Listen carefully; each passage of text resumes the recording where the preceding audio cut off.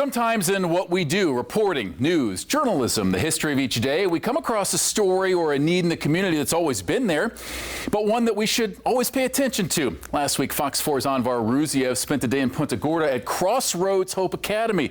Have you ever heard of Crossroads? I hadn't until Anvar's story. It's a home, a foster care home, where teenage boys live as they don't have anywhere else to go. Within Anvar's story, we met Alex, only 13. He told us his grandmother couldn't keep up with him, and she sent him to the shelter. He called himself a bad kid. That's crushing to think about at 13, especially for boys. Many of us were far from our best versions at 13. But to not even have a permanent home or a family to grow up with, that's a level of struggle we can't imagine. I'm honored that Alex and the other 47 teenage boys who lived there took the time to talk to us. That takes courage. It's also a situation, a dire one, that's not going away anytime soon. John Davidson, the executive director of Crossroads Hope Academy, said he gets about 100 referrals a month, and they add about 4 or 5 teenage boys a month. He also said the referrals have doubled on average compared with 2019, before the pandemic.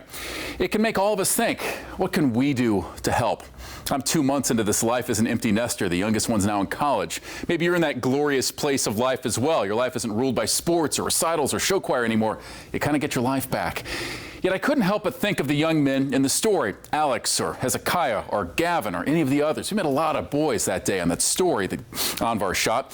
One young man, Gavin, told us he wants to be a lawyer so that he could stand up for certain people's rights. That's powerful, powerful. For many of these teens, they've been in multiple group homes and they'll age out at 18. They may not have a lot of prospects for a permanent home until then because they're older, or they may have trauma or social issues. If nothing else, maybe we can all just be aware of them to start.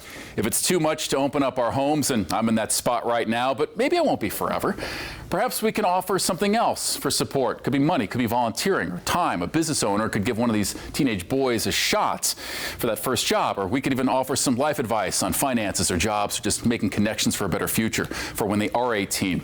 They may age out of the foster care system, but they will not age out of life.